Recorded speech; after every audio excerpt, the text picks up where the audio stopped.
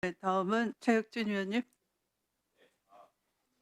나경원 의원님, 제가 국토위 첫 질입니다. 아마 잠깐 착각하신 것 같고요.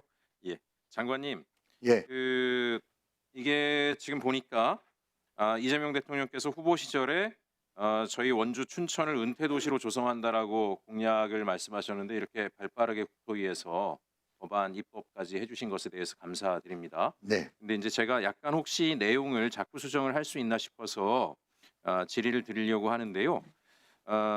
이게 이제 제가 보니까 은퇴도시 비슷한 모델이 일본에서 많이 활성화가 됐었습니다. 아시겠지만 대도시에 있는 은퇴자들, 좀 자산도 넉넉하신 분들이 농산촌으로 가셔가지고 은퇴자 단지에서 이제 지역에 아주 긍정적인 영향을 미쳤는데 최근에 계속 다 대도시로 돌아오고 있는 거로 인해서 일본에서도 고민이 많고 그 이유 중에 하나가 의료 문제가 가장 크게 영향을 미치고 있다는 건 아마 잘 알고 계실 거예요. 예. 전세가 들어가시면서 점점 의료 이용도가 높아지는데 접근성이나 이런 문제 때문에. 네, 네, 그래서 이제 지금 보니까 이 법안의 15조의 지구계획 수립 내용 중에 그 1항의 4에 보면 교통, 공공, 문화체육 시설 등을 포함한 기반시설 설치, 운영, 정비 또는 개량에 관한 계획이라고 돼 있는데 저는 여기에 이제 그 문화체육, 의료 돌봄 시설 등을 포함한 기반시설 설치, 운영, 정비, 개량 또는 연계, 그 모든 걸 다 한 구간 안에 지을 수는 없으니까 네, 네. 이렇게 지금 내용이 들어가면 어떻겠나라고 생각을 합니다.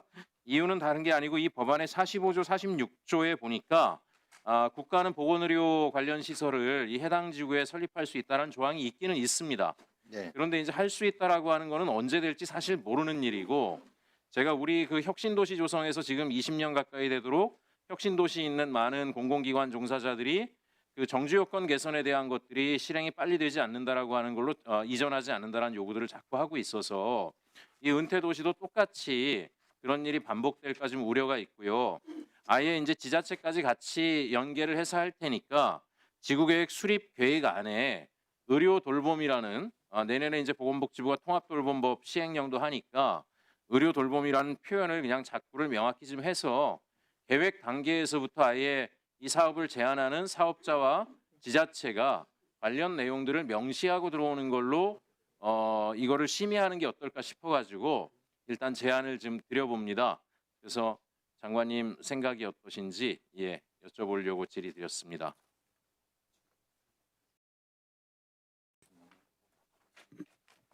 의원님, 저는 의원님이 말씀하신 문제 의식에 대해서는 적극 공감합니다. 그러니까 은퇴자 마을이 성공하기 위해서는 다른 여러 요소, 기본적인 요소도 충족돼야 되고 특히 이제 의료도 굉장히 중요한 분야라고 생각하고 있고요. 다만 이제 법조항 구성으로 가면 그 대통령이 시행령에서 정하는 내용으로 수용 가능성이 열려 있기 때문에 저는 이제 현재 법안 내에서도 그게 의원님이 말씀 주신 내용이 가능하다고 저희는 보고 있습니다. 그래서 그 문제는 의원님들께서 의논하셔서 그 현재 시행령으로 가능한 이 부분에 대해서 법안에 올려서 넣을지 말지를 좀 결정해 주는 게 필요할 것 같고요. 저희는 그걸 열려 있고 또 그런 내용에 대해서도 이미 내용 속에 들어가 있기 때문에 큰 법안에서의 차이는 없다. 이렇게 이해하고 있습니다. 네. 네. 예, 보건, 의료 등 시설 및 인력의 지원 뭐 이런 조항이 있어가지고 국가 및 지방자 그게 내용이 들어요. 네, 네, 네. 시행령에 그런 내용을 좀 더 담아서 하도록 하겠습니다. 네. 장관님, 그냥 사실은 의료에 관심이 제일 많습니다. 네, 네, 그 은퇴자들은 지금 저 핵심을 지적해 주셨어요, 최혁진 의원님이. 그냥 교통 앞에다가 보건 의료 이렇게 넣으시죠. 예, 그러니까 의원님들 제일 결정해 첫날이에요. 주시면 가능하다고 하는 겁니다. 그러니까 지금 예, 15조에 1항 제4호에 교통 앞에다가 보건 의료 교통 공공 문화체육 시설, 사실 네. 문화체육 시설보다 더 중요할 수 있습니다. 예, 예, 이게 제일 첫머리에 넣으시면 네. 네.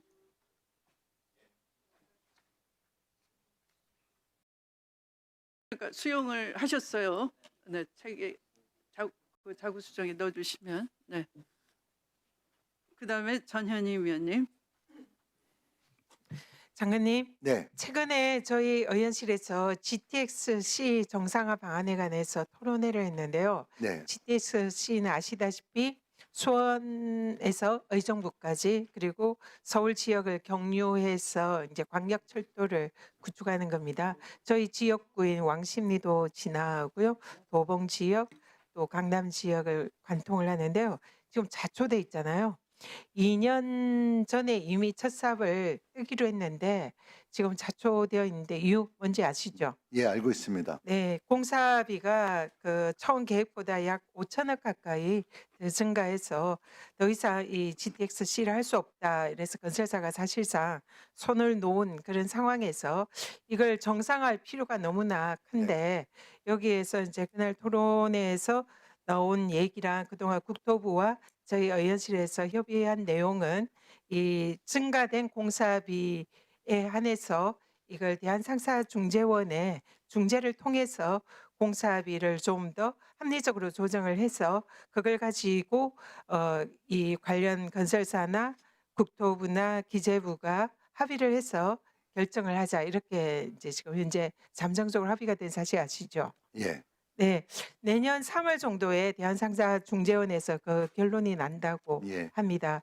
그러면 거기서 결론이 나면 국토부랑 그 관련 건설사랑 그리고 기재부랑 잘 협의를 해가지고 네, 이 GTX-C 반드시 정상화시켜서 첫 삽을 뜨게 해야 한다 이렇게 생각하는데 동의하시죠? 예. 그러면 만약 그게 정상적으로 진행이 되면 언제부터 첫 삽을 뜨게 되는 겁니까? 시기가 지금 여기서 시기를 말씀드리면 좀 그렇고요. 하여튼 대한상사중재원에서 중재가 끝나는 즉시 네. 바로 최대한 절차대로 진행할 수 있도록 하겠습니다.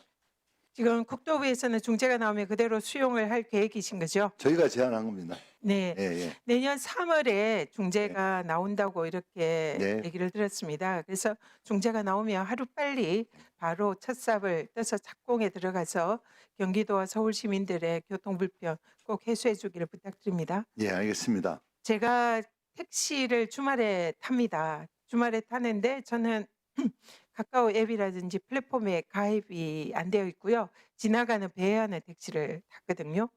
근데 잘 안 써요.